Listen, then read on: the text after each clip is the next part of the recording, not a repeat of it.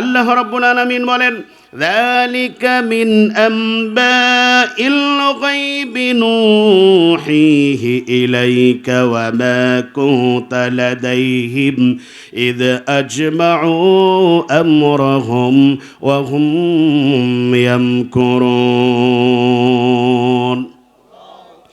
আল্লাহ রাব্বুল আলামিন বলেন, এটা হলো সে অদৃশ্যের খবর, অতীতকালের ঘটনা। ইউসুফ আলাইহিস সালামের ভাইরা তাকে যখন ষড়যন্ত্র করে কুয়ার মধ্যে যখন ফেলে দিয়েছিল, নবীজি আপনি সেই সময় উপস্থিত ছিলেন না, আপনি এই ঘটনা জানার কথা না। ওহির মাধ্যমে ইউসুফ আলাইহিস সালামের এই ঘটনাটিও আমি আপনাকে জানিয়ে দিয়েছি। বলেন সুবহানাল্লাহ। আল্লাহ রাব্বুল আলামিন বলেন, ওয়া মা কুনতা বিজানিবিল গারবি ইয আদাইনা ইলা মুসাল আমরা ওয়া মা কুনতা মিনাশ শাহিদিন। আল্লাহ রাব্বুল আলামিন বলেন, সিনাই পর্বতের পশ্চিম প্রান্তে যখন আমি আমার প্রিয় নবী মুসার সাথে যেই কথাগুলো বলেছি, সেই সময় আপনি উপস্থিত ছিলেন না। সেই কথাগুলো কি বললাম আপনি জানতেন না। কোরআন নাজিল করে দিয়া আমি এই ঘটনাও আপনাকে জানিয়ে দিয়েছি।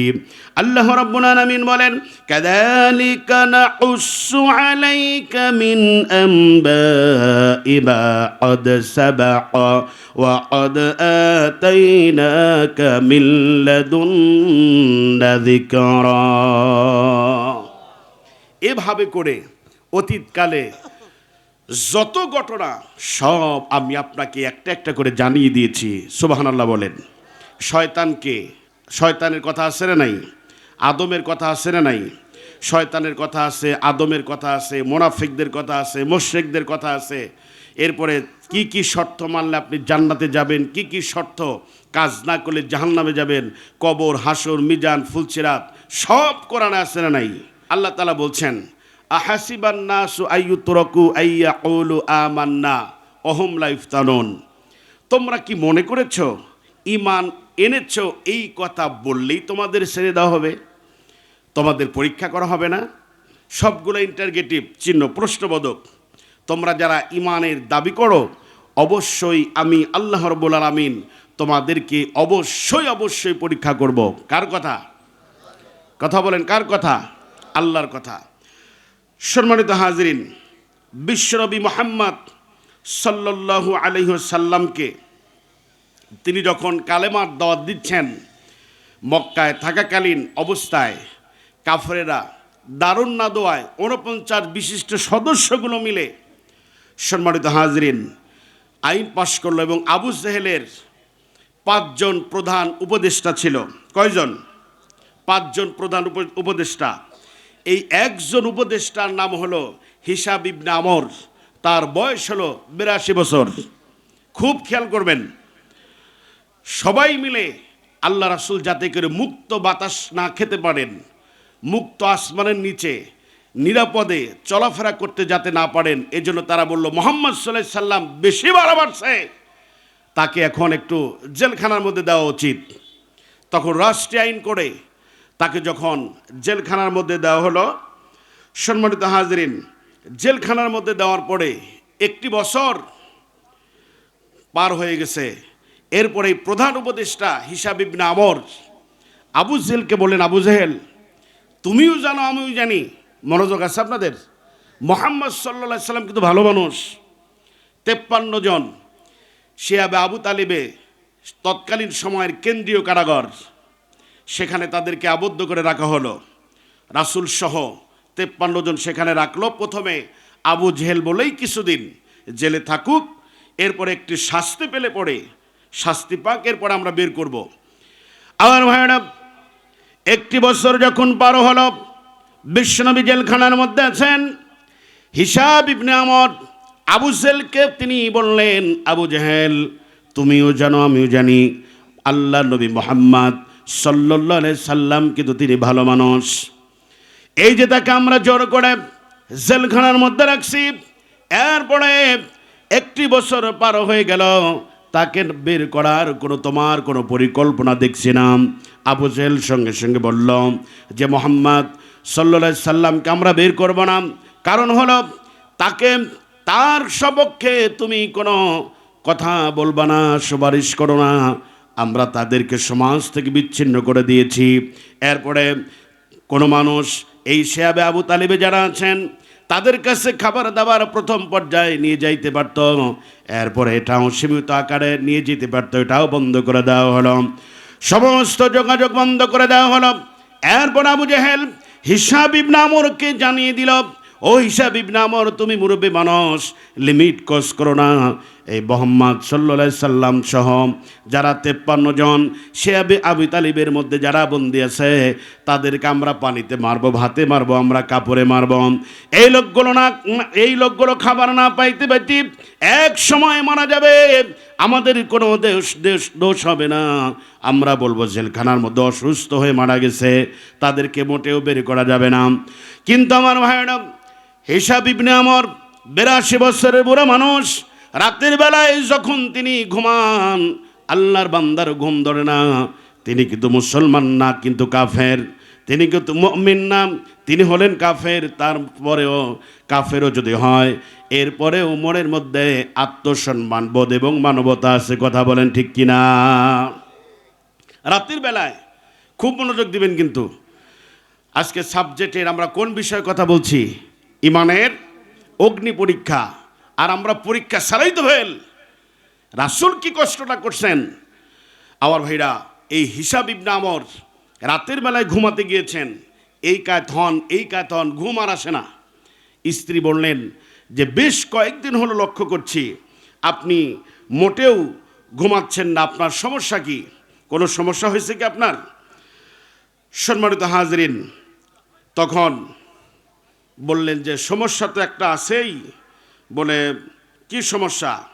বলে মূল সমস্যা হলো আবু জেহেল আমাদেরকে প্রথমে একটু মিঠা মিঠা কথা বলছিল যে মুহাম্মদ সাল্লাল্লাহু আলাইহি সাল্লাম একটু বেশি বাড়াবাড়ছে, তাকে একটু জেলখানার মধ্যে একটু শাস্তি দিলে সে ঠিক হবে, এরপর আমরা ছেড়ে দেব। কিন্তু ছাড়ার কোনো নামই নাই। কিন্তু তিনি তো ভালো মানুষ। আমার ভাইরা, আত্ম অনুশোচনায় আল্লাহর এই বান্দা হিসাব ইবনে আমর প্রিয়তমা স্ত্রীকে বললেন, তুমি আমার দাবি ছেড়ে দাও। আবু জেহেল যদি জানতে পারে আমার কৌশলের কথা, পরিকল্পনার কথা, আমারে মেরে ফেলতে পারে। আমি তো মরেই যাব, তবে আবার জীবনে ভালো একটা কাজ করে মরতে চাই। জোরে জোরে বলেন সুবহানাল্লাহ। আমার ভাইরা, আমরা বলছিলাম আবু জেহেলের যে 5 জন উপদেষ্টা আছে, 1 নম্বরে হলো হিসাব ইবনে আমর, প্রধান উপদেষ্টা। 2 নম্বর হলো জুহাইর ইবনে আবু উমাইয়া। এই লোকটি হলো অর্থনৈতিক দালাল। অর্থনৈতিক দালাল বোঝেন? টেম্পু স্ট্যান্ড, বাস স্ট্যান্ড, নদী ঘাট, খাওয়া ঘাট, কখন কোনটা দখল করতে হবে, এইটার নেতৃত্ব এই জুহাইর ইবনে আবু উমাইয়া দেয়। আবু জেহেলের মাস্তান। সম্মানিত হাজরিন, এরপরে 3 নম্বরে মুতি ইবনে আদি ইবনে হাতেম তাই, সে হচ্ছে খুব শক্তিশালী আবু জেহেলের বডিগার্ড। 4 নম্বর হচ্ছে বুখতার ইবনে হিসাম, সে হলো অর্থমন্ত্রী এবং আবু জেহেলের বনজামাই। 5 নম্বরে হলো জায়মা ইবনে আসওয়াদ ইবনে মুত্তালিব, সে হচ্ছে পররাষ্ট্রমন্ত্রী। এই 5 জন আবু জেহেলের 5টাই খুব কাছের মানুষ। একাকিনী তো আর মুহাম্মদ সাল্লাল্লাহু আলাইহি সাল্লামকে জেলখানার ভিতর থেকে বের করা সম্ভব না। আমার ভাইরা, এবার হিসাব ইবনে আমর তিনি আর ঘুমাতে পারলেন না। তিনি চলে গেলেন। যে মাস্তান হলো, অর্থনৈতিক দালাল হলো জুহাইর ইবনে আবু উমাইয়া। এই ব্যক্তি সন্ত্রাসী মাস্তান, খুব সাহসী। আবু জেহেলকেও মাঝে মধ্যে আবু জেহেলকেও সে মেনে চলে না, গন্তায় ধরে না। এই ব্যক্তিরও যদি আমার দলে আনতে পারি, যদি বোঝাতে পারি মুহাম্মদ সাল্লাল্লাহু আলাইহি সাল্লাম তিনি ভালো মানুষ, তাকে আর জেলখানায় রাখা ঠিক হবে না। এই ব্যক্তি যদি আমাকে সাপোর্ট করে, অনায়াসে আমি তাকে আল্লাহ নবীকে জেলখানা থেকে মুক্ত করতে পারবো। বুক বড় আশা নিয়া জুহাইর ইবনে আবু উমাইয়ার কাছে চলে আসলেন। এই জুহাইর ইবনে আবু উমাইয়ার একটা ঘটনা আছে আমার ভাইরা, শুনবেন। এখন এই জুহাইর ইবনে আবু উমাইয়ার একটি ঘটনা আছে আমার ভাইরা, খুব মনোযোগ দেন। আল্লাহর নবী, বিশ্ব নবী মুহাম্মদ রাসূলুল্লাহ সাল্লাল্লাহু আলাইহি ওয়াসাল্লাম তিনি তার জীবনে 5 জন মেয়ের দুধ পান করেছিলেন। কয়জন? কথা বলেন কয়জন? আল্লাহ নবী 5 জন মহিলার দুধ পান করেছিলেন। 3 দিন দুধ পান করেছিলেন মা মিনাত। এরপরে হালিমার দুধ পান করেছিলেন। এরপরে আবুল আহাবের দাসী সাওবিয়া তার দুধ পান করেছিলেন। এরপরে এই হালিমাতুস সাদিয়া আল্লাহ নবীকে যখন নিয়ে গেলেন লালন পালন করার জন্য, তখন এই হালিমাতুস সাদিয়ার প্রচণ্ড জ্বর হয়, তিনি অসুস্থ হলেন, দুধ খাবার মতো তিনি আর অবস্থায় নেই। তখন তার ছোট একটা বোন আছে, বেড়াতে আসছিলেন।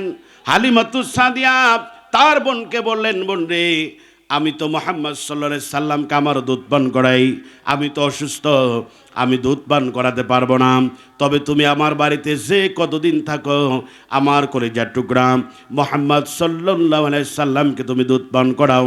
তখন 15 দিন মুহাম্মদ সাল্লাল্লাহু আলাইহি সাল্লামকে হালিমাতুস সাদিয়ার বোন তাকে দুধ পান করালেন। আমার ভাইরা, এই যে জুহাইর ইবনে আবু উমাইয়া, এই জুহাইর ইবনে আবু উমাইয়া আর আল্লাহ নবী মুহাম্মদ রাসূলুল্লাহ সাল্লাল্লাহু আলাইহি সাল্লাম একই বয়স। তিনি হলেন হালিমাতুস সাদিয়া তার বোনের ছেলে। এদিকে এই মুহাম্মদ সাল্লাল্লাহু আলাইহি সাল্লাম হলেন জুহাইর ইবনে আবু উমাইয়ার দুধ ভাই। জোরে বলেন সুবহানাল্লাহ। আর ভাইরা, তাহলে মুহাম্মদ সাল্লাল্লাহু আলাইহি সাল্লাম এই জুহাইর ইবনে আবু উমাইয়ার মায়ের দুধ পান করেছেন 15 দিন। এদিকে জুহাইরের মা যখন জানতে পারলেন নির্দোষ মুহাম্মদ সাল্লাল্লাহু আলাইহি সাল্লামকে রাষ্ট্রীয় আইন করার মাধ্যমে জেলখানার মধ্যে বন্দি করে রাখা হয়েছে, তখন জুহাইরের মা তখন রাতের বেলা ডাক দিয়ে বলল, বেটারে, তুই কি জানোস মুহাম্মদ সাল্লাল্লাহু আলাইহি সাল্লাম তোর কি হয়? মুহাম্মদ সাল্লাল্লাহু আলাইহি সাল্লাম তোর আপন দুধ ভাই। যেই স্তন তুই পান করেছিস সেই স্তন আমার কলিজার টুকরা সন্তান মুহাম্মদ সাল্লাল্লাহু আলাইহি সাল্লাম তিনিও পান করেছেন। আর এই মুহাম্মদ এত সুন্দর করে আমারে মা বলে ডাকছেন, তার সুরলিত কণ্ঠে আজও পর্যন্ত সেই মায়া মাখা মুখটা, ডাকটা আমার কানে বাজে। জোরে জোরে বলেন সুবহানাল্লাহ। তুই আবু জেহেলের শয়তান থাকবি না, আবু জেহেল ভালো মানুষ না। যদি আমার সন্তান হয়ে থাকস, যে কোনো মূল্যে মুহাম্মদ সাল্লাল্লাহু আলাইহি সাল্লামকে জেলখানার ভিতর থেকে মুক্ত করা লাগবে। আর যদি আল্লাহ নবীকে আমি মা বেঁচে থাকতে আমার সন্তান মুহাম্মদ জেলখানার মধ্যে না খেয়ে থাকবে, তাদের লাশগুলো বের হবে, না খায় মরে যাবে, আমি মা কোনোদিন মেনে নিতে পারবো না। যদি আবার সন্তান হয়ে থাকস, তাহলে তুই মুহাম্মদ সাল্লাল্লাহু আলাইহি সাল্লামকে বের করবি, তা না হলে আমি যদি মরে যাই আমার মুখটা তোর মতো কুলাঙ্গার সন্তানের দেখার দরকার নাই। আর ভাইরা, সেই রাতে জুহাইর কোনো কথা বলে না। সেই রাতেই হিসাব ইবনে আমর তিনি চলে গেছেন জুহাইরের বাড়িতে। যাওয়ার পরে যখন দরজা নক করলেন, নক করার সাথে সাথে দরজা খুলে দেওয়া হলো। এরপরে বললেন কে? বলে আমি হিসাব ইবনে আমর। চাচা আপনি কেন আসছেন? বলে বাবা বিপদ। বলে কি হয়েছে বলেন। বিস্তারিত ঘটনা বললেন। মুহাম্মদ সাল্লাল্লাহু আলাইহি সাল্লাম তিনি ভালো মানুষ। আবু জেহেল তারে প্রথমে কিছুদিন রাখার জন্য নিয়ত করেছিল, এরপরে ছেড়ে দিতে চাইছিল, কিন্তু আর আবু জেহেল তাকে বের করবে না।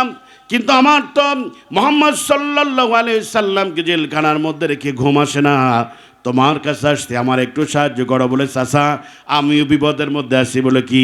একটু আগে আমার মা শাসন করেছে এই মুহাম্মদ সাল্লাল্লাহু আলাইহি সাল্লাম তিনি নাকি আমার দুধ ভাই। মা বলেছে বিশ্বনবীকে বের না করতে পারলে আমি তার কুলাঙ্গার সন্তান। মা যদি মারা যায় তার মুখটা পর্যন্ত দেখার জন্য নিষেধ করেছেন, আমার মুখ দেখতে আসবি না। সুতরাং মায়ের মুখের দিকে তাকায়া আমি আপনার সাথে রাজি হলাম, মুহাম্মদ সাল্লাল্লাহু আলাইহি সাল্লামকে আমরা জেলখানার ভিতর থেকে বের করব। জোরে জোরে বলেন সুবহানাল্লাহ। আর ভাইরা, এই দুইজন মিলে আবার চলে গেলেন মতি ইবনে আদি ইবনে হাতেম তাই।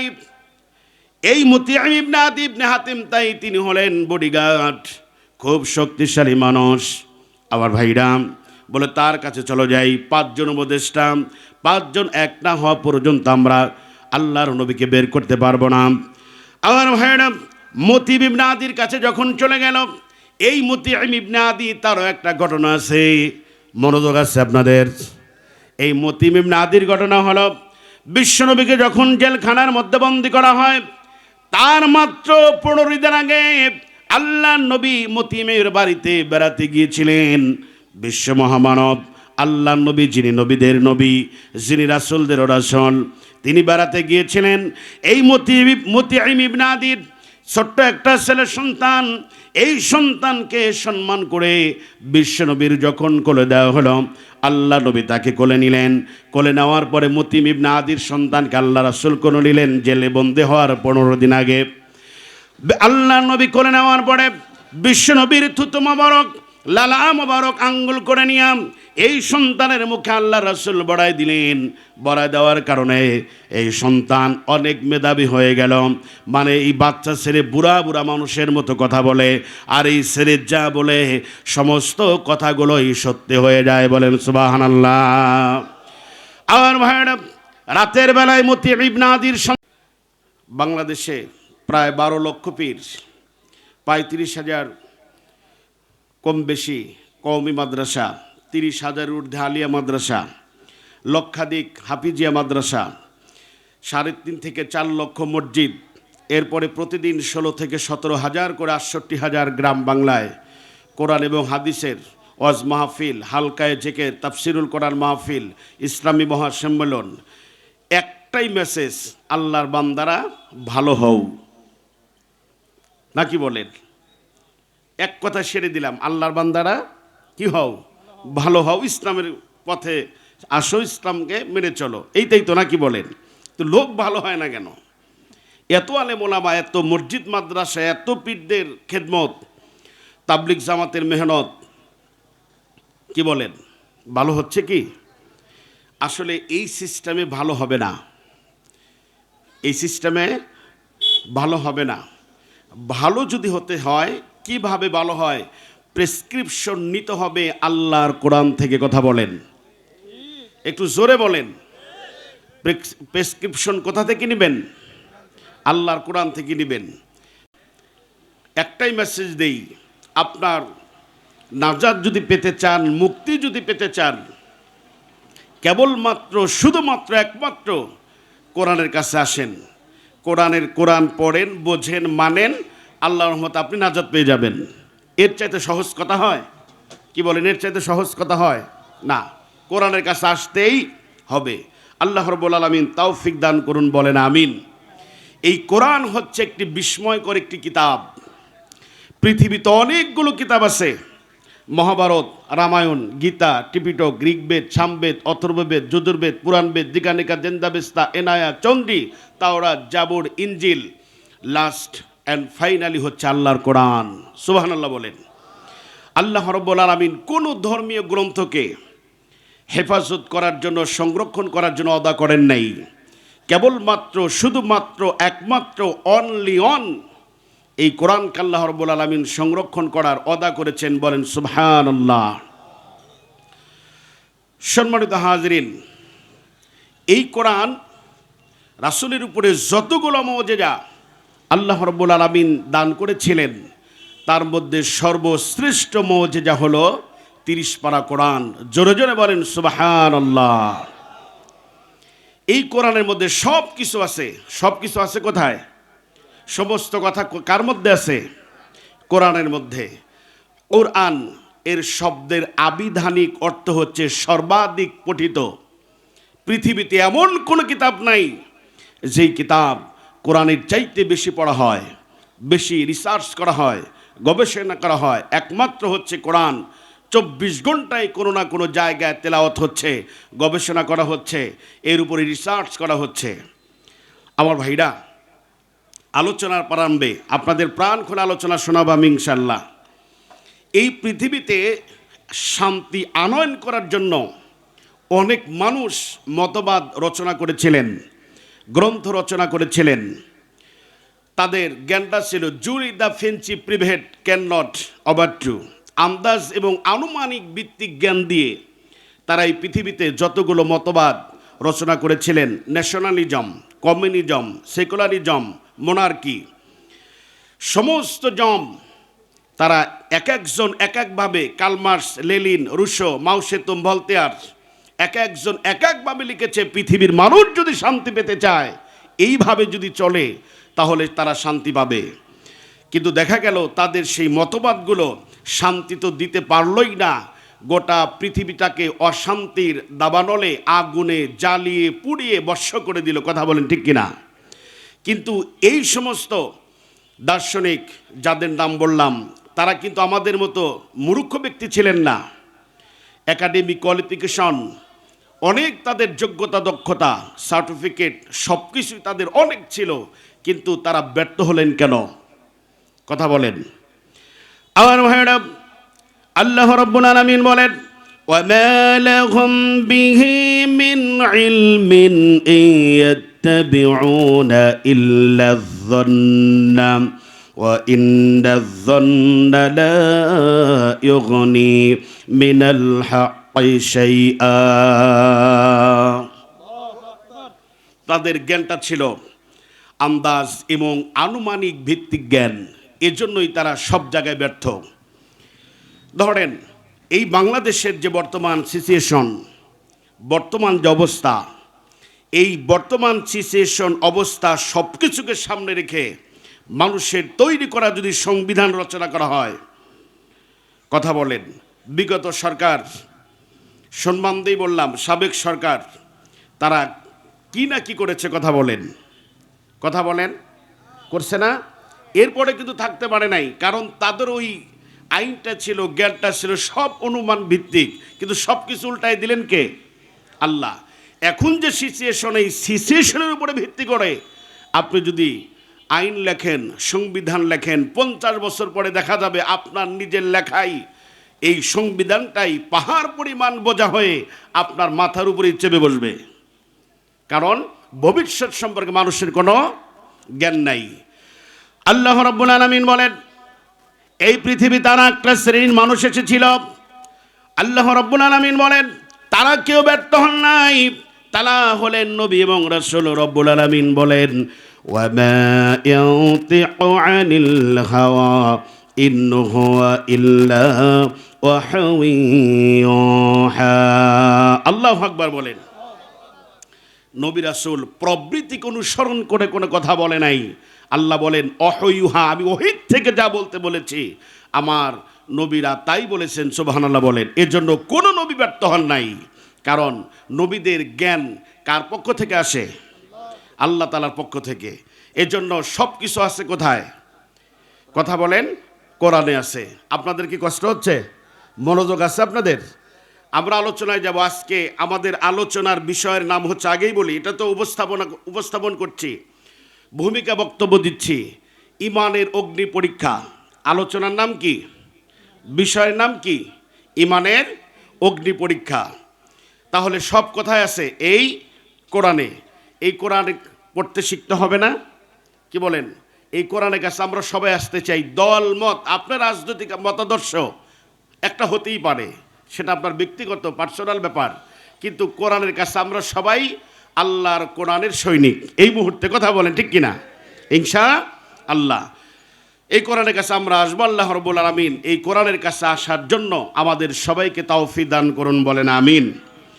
আল্লাহ রাব্বুল আলামিন বলেন, এই কোরআন হলো এমন একটা কিতাব, এই কোরআনের মধ্যে আল্লাহ রাব্বুল আলামিন সব কিছু বর্ণনা করে দিয়েছেন, ওপেন সিক্রেট খুলে খুলে ডিসকাস করেছেন, বয়ান করেছেন। আল্লাহ তাআলা বলেন, ওয়ানাজ্জালনা আলাইকাল কিতাবা তিবয়ানাল লিকুল্লি শাইইন ওয়া হুদান ওয়া রাহমাতান ওয়া বুশরা লিল মুসলিমিন।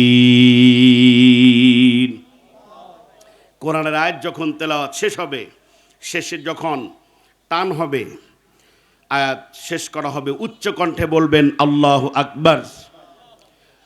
বললে লাভ কি? আসমানের নিচে, জমিনের উপরে যত ফাঁকা জায়গাগুলো আছে, সমস্ত ফাঁকা জায়গাগুলো আল্লাহ রাব্বুল আলামিন নেকি দিয়ে ভরপুর করে দিবেন। যতবার বলবেন ততবার। সুবহানাল্লাহ বলেন। এই জন্য কোরআনের মাহফিলে আসতে হয়। আল্লাহ রাব্বুল আলামিন বলেন, আমি আপনার প্রতি কিতাব নাজিল করেছি, এই কিতাবের মধ্যে প্রত্যেক বিষয়ে সুস্পষ্ট বর্ণনা আমি রব্বুল আলামিন করে দিয়েছি। আর এই কিতাবের মধ্যে আছে হেদায়েত। আর যারা হেদায়েত পেয়ে গেল, আমি রব্বুল আলামিন তাদেরকে হেদায়েত পাওয়ার পরে আমি রব্বুল আলামিন তাদের উপরে রহমত বর্ষণ করে দেব। বলেন সুবহানাল্লাহ। সম্মানিত হাজরিন, এখন যদি আপনি প্রশ্ন করেন কোরআন এই পৃথিবীতে তোমার আসার মূল লক্ষ্য এবং উদ্দেশ্য কি? যে কোনো কাজে প্ল্যান থাকে, উদ্দেশ্য থাকে, কথা বলেন, থাকে কি না? লক্ষ্য থাকে না? এই পৃথিবীতে তুমি আসছো, তোমার মূল লক্ষ্য কি? আল্লাহ রাব্বুল আলামিন বলেন, কিতাবুন আনজালনাহু ইলাইকা লিতুখরিজান নাস মিনাল যুলুমাতি ইলান নূর বিইذনি রাব্বিহিম ইলা সিরাতিল আজিজিল হামিদ। আল্লাহ তাআলা বলেন, এটি এমন একটি কিতাব যা নাজিল করা হয়েছে যাতে আপনি মানুষগুলোকে লিতুখরিজান নাস, মানুষগুলোকে মিনাজ জুলুমাত, জুলুমাত হচ্ছে বহু বচন, জুলুমাত শব্দের আবিধানিক অর্থ হচ্ছে অন্ধকার, ঘোর অন্ধকার, সমস্ত অন্ধকার, মানুষের তৈরি করা মতবাদ, দলমত, যত যা কিছু আছে ইসলামবাদের সব কিছু হচ্ছে অন্ধকার। সমস্ত অন্ধকার থেকে ইলান নূর, নূর হচ্ছে এক বচন। এই সমস্ত এখানে আল্লাহ রাব্বুল আলামিন জুলুমাত বহু বচন ব্যবহার করছেন, যে সমস্ত অন্ধকার থেকে আলোর সন্ধান দেওয়ার জন্যই এই কোরআন আল্লাহ রাব্বুল আলামিন অবতীর্ণ করেছেন। বলেন সুবহানাল্লাহ। আমার ভাইরা, মূল আলোচনায় চলে গেলাম। এই কোরআনের কাছে যাতে করে মানুষগুলো না আসতে পারে, যত ষড়যন্ত্র কোরআন নিয়ে করা হয়েছে রব্বুল আলামিন সেজন্য এই কোরআনকে তিনি সংরক্ষণ করেছেন। আল্লাহ তাআলা মানুষের সিনার মধ্যে এমন জায়গায় কোরআন সংরক্ষণ করলেন, হাফেজ সাহেবদেরকে ধরার পরে আপনি যদি বলেন কোরআন কোথায়, তাদেরকে যদি বুক চেনেন, এরপরে বুকটা যদি ফাটান, এরপরে কোরআন শরীফ পাওয়া যাবে না। কথা বলেন, পাওয়া যাবে কি না? আমার ভাইরা, আল্লাহ রাব্বুল আলামিন বলেন, ইন্না নাহনু নাযালনা যিকরা ওয়া ইন্না লাহু লাহাফিযুন। এই নিশ্চয়ই এই কোরআন নাজিল করেছি আমি, আর এই কোরআনের সংরক্ষণের দায়িত্ব আমি আল্লাহর। সুবহানাল্লাহ বলেন। এই কোরআন হচ্ছে এমন একটি কিতাব, বর্তমান, ভবিষ্যৎ, অতীতকালে যতগুলো ঘটনা আল্লাহ রাব্বুল আলামিন এই পৃথিবীতে ঘটিয়েছেন সব কিছু কোরআনের মধ্যে আছে না নাই?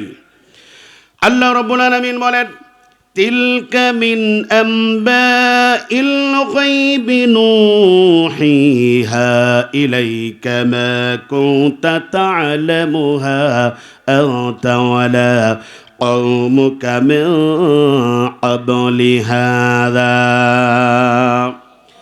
আল্লাহ রাব্বুল আলামিন বলেন, নবীজি, অতীতকালে যতগুলো ঘটনা আমি আল্লাহ রাব্বুল আলামিন ঘটিয়েছিলাম, ওই সমস্ত ঘটনাগুলোকে আপনি জানতেন না, আপনার জানার কোনো বিষয় ছিল না। কোরআন নাজিল করার মাধ্যম করে দিয়া অতীতকালে যতগুলো ঘটনা ঘটিয়ে দিয়েছি, এক একটা করে কোরআন নাজিল করে দিয়া আমি আল্লাহ রাব্বুল আলামিন আমি আপনাকে একটা একটা করে জানিয়ে দিয়েছি। বলেন সুবহানাল্লাহ। মরে যাব আমরা, মুহাম্মদ সাল্লাল্লাহু আলাইহি সাল্লামকে অবশ্যই আমরা বের করব জেলখানার ভিতর থেকে। জোরে জোরে বলেন সুবহানাল্লাহ। আর ভাইরা, এই তিনজন মিলে বুখতার ইবনে হিশামের কাছে চলে গেলেন। এ হলো আবু জেহেলের অর্থমন্ত্রী, এরপরে হলো আবার বনজামাই। আরও একটা ঘটনা আছে। এর ঘটনা হলো, এই লোকটি এত অসুস্থ হয়ে পড়লেন, সমস্ত ডাক্তার, সমস্ত কবিরাজ সবগুলো আমাদের গ্রামের ভাষায় বলে বেটে খাওয়াইছে, বাইটা খাওয়াইছে। ডাক্তার কবিরাজের যত ঔষধ সবগুলো সেবন করানোর পরেও কোনো ভালো হয় না, ও এত অসুস্থ। তখন এই বুখতার ইবনে হিশামের মা, তিনি দেখলেন যে সমস্ত ডাক্তার ফেল করলাম, কবিরাজ ফেল করলাম, কিন্তু সন্তানের অসুখ তো ভালো হলো না।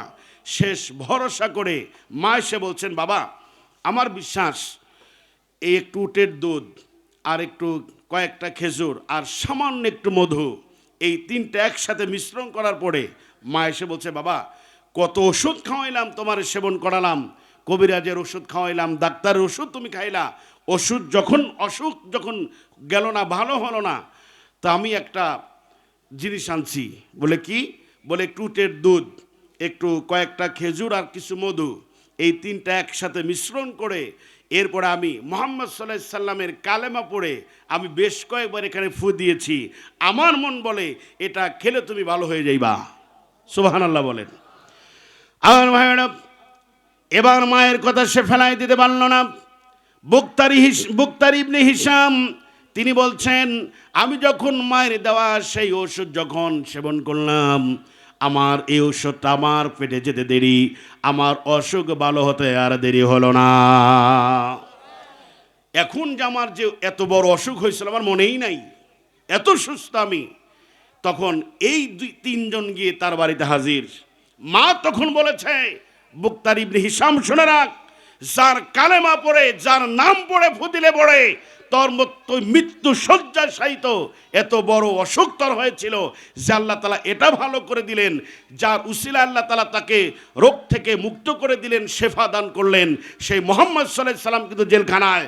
আর তুই যখন সুস্থ হলি, আমি মা আদেশ করলাম যতদিন বেঁচে থাকবি মুহাম্মদ সাল্লাল্লাহু আলাইহি সাল্লামকে অবশ্যই তাড়াতাড়ি করে জেলখানার ভিতর থেকে বের করে নিয়ে আয়।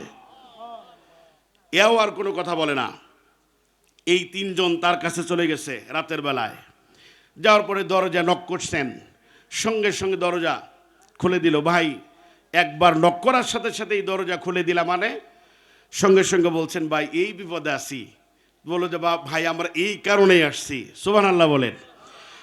আর ভাই ম্যাডাম, এরপরে এই চারজন মিলে বলল, এখন আমরা জায়মা ইবনে আসাদ ইবনে মুত্তালিব তার কাছে চলে যাই। এই লোকটা হলো আবু জেহেলের সবচাইতে বড় পররাষ্ট্রমন্ত্রী। কূটনৈতিক সম্পর্ক কোন দেশের সাথে কেমন হওয়া দরকার সব কিছু নিয়ে দেখভাল করে। বলো তার কাছে আমরা চলে যাই। আমার ভাইরা, এই লোকটারও আর একটা ঘটনা আছে, বলেন সুবহানাল্লাহ। এই লোকটি সেই রাতেই স্বপ্ন দেখছেন, মুহাম্মদ সাল্লাল্লাহু আলাইহি ওয়াসাল্লাম তিনি স্বপ্ন যুগে তার সাথে সাক্ষাৎ করতে আসতেন। এরপরে তার সাথে হাসি মুখে কথাগুলো বলে বিশ্বনবীর সাথে বুকের সাথে বুক মেলায়া সে কোলাকুলি করতেছে, স্বপ্ন দেখতেছে। ইতিমধ্যে এই চারজন গিয়ে দরজায় নক করছে। সুবহানাল্লাহ বলেন। অমনি করে ঘুম ভেঙে গেল, সমস্ত ঘর সুঘ্রাণে ভরপুর হয়ে গেল। এই চারজন ঢোকার পরে বলল, তোমার ঘরে কিসের গ্রান? বলে ভাই দুঃখের কথা কি বলবো, যে মোহাম্মদ সাল্লাল্লাহু আলাইহি সাল্লামকে আমরা রাষ্ট্রীয় পাওয়ারের কারণে জেলখানার মধ্যে বন্দি করে রেখেছিলাম, আমি তাকে স্বপ্ন দেখেছি, তিনি আমার কাছে সাক্ষাৎ করার পরে কোলাকুলি করছেন। এই যে তোমরা ডাক দিয়েছো, এই জন্যই আমি জাগ্রত হয়েছি। আমি আমার ঘুমটা ভেঙে চলে গেলাম, ঘুমটা চলে গেছে। কিন্তু দেখো ঘরের মধ্যে এখন পর্যন্ত সুঘ্রাণ হচ্ছে। এর কারণ হলো মুহাম্মদ সাল্লাল্লাহু আলাইহি সাল্লাম তিনি স্বপ্ন যুগে আমার সাথে দেখা করেছেন। তিনি অত্যন্ত খুব ভালো মানুষ। তোমরা কি মনে করে আসছো? বলে আমরা এই কারণে আসছি, চলো যাই আমরা আল্লাহ নবীকে জেলখানার ভিতর থেকে মুক্ত করতে চাই।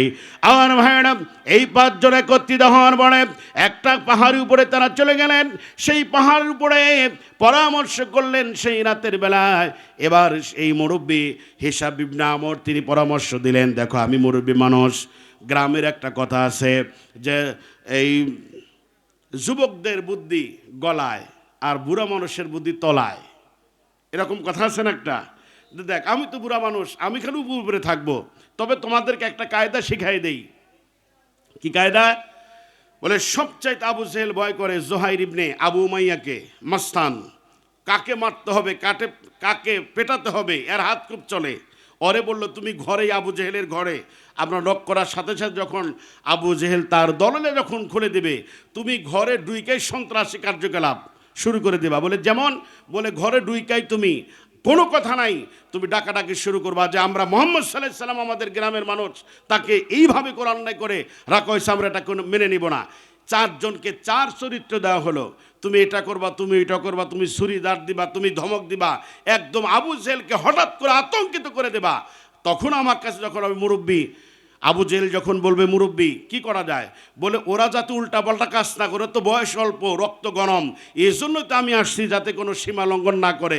ওরা যা কয় বাস পারছেলে এইটাই কর, নয়তো তোর কোন খবর আছে। সুবহানাল্লাহ বলেন। আমার ভাইরা, এই চারজনকে 4 রকমের কথা শিখাই দেওয়া হলো। এরপরে আবু জেহেলের বাড়িতে এসে যখন দরজা নক করা হলো, সঙ্গে সঙ্গে আবু জেহেল দরজাটা যখন খুলে দিল, খুলে দেওয়ার পরে আমার ভাইরা 4 জন 4 চরিত্র আরম্ভ করে দিল। আবু জেহেল আতঙ্কিত হলো। এবার হিসাব ইবনে আমরকে বললেন, চাচাজি আপনি সবচেয়ে বয়োবৃদ্ধ, জ্ঞান বৃদ্ধ, আপনি বুড়া মানুষ, কি করা যায়, ওরা এমন করছে কেন? বলে ওরা খুব রাগে রেগে আছে, বাঁচতে যদি চাস ওরা যা বলে তাই কর। তখন আবু জেহেল বাধ্য হলো চাবিটা দেওয়ার জন্য। তখন এই 5 জন মিলে আমার ভাইরা বিশ্বনবী মুহাম্মদুর রাসূলুল্লাহ সাল্লাল্লাহু আলাইহি সাল্লামকে জেলখানার ভিতর থেকে মুক্ত করে আনলেন। এই জেলে যে কত জুলুম নির্যাতন! বাংলাদেশের জেলখানাগুলোতে খাবার আছে, শোয়ার জায়গা আছে, কি বলেন, আছে না নাই? অনেক মানুষ জেলখানায় যাওয়ার পরে মানুষ মোটা হওয়া আসছে, স্বাস্থ্য ভালো হয়, তাহলে বোঝা গেল ঘুমাইছে আর খাইছে, না কি বলেন? কিন্তু সেই জেলখানা এরকম কোনো জেলখানা ছিল না। শোয়ার জায়গা নাই, পানি নাই, খাবার নাই। 3 বছর কয়েকদিন সেখানে ছিল, 3 বছরের উপরে ছিলেন। কি কষ্টটা করেছেন সাহাবীরা! আমার ভাইরা, এই বাবলা গাছের বিভিন্ন গাছের লতা পাতা কাটা এগুলো খাইতে খাইতে সাহাবীদের পায়খানা হয়ে গিয়েছিল এই ছাগলের লাদার মতো, আর প্রসাবের রাস্তাতে রক্ত পর্যন্ত বের হয়েছে। মুখে কাটার ঘা লেগে লেগে সবসময় মুখ দিয়ে রক্ত বের হতো। এই রকম করে করে পরীক্ষা দিতে দিতে যখন বলেছে মাতা নাসরুল্লাহ, আল্লাহ তোমার সাহায্য কখন আসবে, পরীক্ষায় উত্তীর্ণ হওয়ার পরে আল্লাহ রাব্বুল আলামিন তখন সাহায্য করেছেন।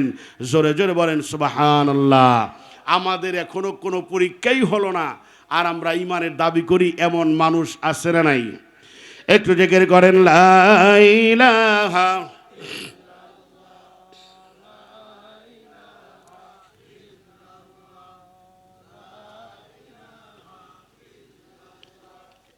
লা ইলাহা লা ইলাহা ইল্লাল্লাহ লা ইলাহা ইল্লাল্লাহ মুহাম্মাদুর রাসূলুল্লাহ সাল্লাল্লাহু আলাইহি ওয়াসাল্লাম। সম্মানিত হাজরিন, নবীরা কষ্ট করেছেন, সাহাবীরা কষ্ট করেছেন, আমাদেরকেও কষ্ট করার দরকার আছে না নাই? আল্লাহ রাব্বুল আলামিন প্রত্যেকটা মানুষের ইমানের পরীক্ষা করবেন 5 ভাবে। কয় ভাবে? সবাই বলেন 5 ভাবে। আল্লাহ তাআলা বলেন, ওয়ালা নাবলুওয়ান্নাকুম বিশাইইম মিনাল খাউফি ওয়াল জু' ওয়া নাকসিম মিনাল আমওয়ালি ওয়াল আনফুসি ওয়াস সামারাত ওয়া বাশশিরিস সাবিরিন। আল্লাহ তাআলা বলেন, প্রথমে আমি আমার বান্দাগুলোকে পরীক্ষা করব ভয়ের মাধ্যমে। কিসের মাধ্যমে? ভয়ের মাধ্যমে। এরপরে আমি আমার বান্দাগুলোকে পরীক্ষা করব ফসল ফলাদি এগুলো ক্ষতি করার মাধ্যমে, আর্থিক পরীক্ষার মাধ্যমে, জীবন নেওয়ার মাধ্যমে, সর্বশেষ সবরের মাধ্যমে, ধৈর্যের মাধ্যমে। এক একজনকে এক একভাবে এই 5টি উপায়ের মাধ্যমেই আল্লাহ রাব্বুল আলামিন পরীক্ষা করবেন। এখন আসেন, আইয়ুব আলাইহিস সালামের মতো যে আল্লাহ আমাদেরকে ধৈর্যের পরীক্ষা নেন, পাশ করতে পারবো কি? কি বলেন, সম্ভব? সাহাবীদের মতো যেইভাবে তারা ইমান আনয়ন করে তারা ইমানের দাবিতে বলিয়ান হয়েছিলেন, দৃঢ়তার সাথে সাহসিকতার সাথে টিকেছিলেন, এমনভাবে যদি আল্লাহ পরীক্ষা নেন, পাশ করতে পারবো কি? সম্ভব কি বলেন? আমার ভাইয়েরা, আমরা এর আগে আলোচনা করেছিলাম বিশ্বনবীর 63 বছরের জীবনের উপর একটি ডকুমেন্টারি। অনেক দিন যাবৎ পর্যন্ত আমি তার জীবনী লিখেছি। প্রায় 4 বছর সময় আমার লেগেছিল। কয়েক ঘন্টা সময় লাগে রাসূলের 63 বছরের উপরে যে ডকুমেন্টারি আলোচনা, জন্ম থেকে শুরু করে মৃত্যু পর্যন্ত কোন বছরে কি কি ঘটনা হয় খুব সংক্ষিপ্ত আকারে আমরা সে আলোচনা আপনাদেরকে শোনাইছিলাম। এর সাথে একটা কথা সাদৃশ্য, সেটা হলো আল্লাহ রাসূল যে মক্কাতে ছিলেন, সেই মক্কার মধ্যে 13 বছর ছিলেন। মক্কায় কত বছর? সবাই বলেন কত বছর? আল্লাহর নবী 13 বছর মক্কায় ছিলেন। এই 13 বছর হলো আবার 4 ভাগে বিভক্ত। এক নাম্বার হলো প্রথম পর্বের 3 বছর, 2 নাম্বার হলো দ্বিতীয় পর্বের 2 বছর, 3 নাম্বার হলো তৃতীয় পর্বের 5 বছর, 4 নাম্বারে চতুর্থ পর্বের 3 বছর, এই 13 বছর। কত বছর? 13 বছর। প্রথম পর্বের 3 বছরে রাসূল গোপনে দাওয়াত দিয়েছেন। দাওয়াতটা ছিল কি? গোপনে। এই যে আমরা বলি গোপনে গোপনে তাবলীগ করছেন, দাওয়াত দিয়েছেন। হাতে গোনা কয়েকজন মানুষ ঈমান আনলেন। সম্মানিত হাজরিন, এই প্রথম 3 মানে দাওয়াতও যেমন সফলতাও তেমন। প্রথম পর্বের 3 বছর পার হয়ে যাওয়ার পরে দ্বিতীয় পর্বের 2 বছর যখন শুরু হয় প্রকাশ্যে দাওয়াত দেওয়া, এই দ্বিতীয় পর্বের 2 বছরের শেষের 6 মাসে নির্যাতনের স্টিম রোলার এতটাই বেড়ে গেল, সাহাবীরা এসে বললেন, ইয়া রাসূলুল্লাহ, আমাদেরকে ঘরে থাকতে দেওয়া হয় না, আমাদেরকে বাজার আমরা যেতে পারি না, আমাদেরকে আমাদের মাধ্যমে কাজ করায় সেই টাকা দেয় না, বলে দিন ছাড়, এরপরে তোদেরকে এই টাকার পাওনাটা আমরা বুঝাই দেব। হে রাসূল, আমরা কি করব?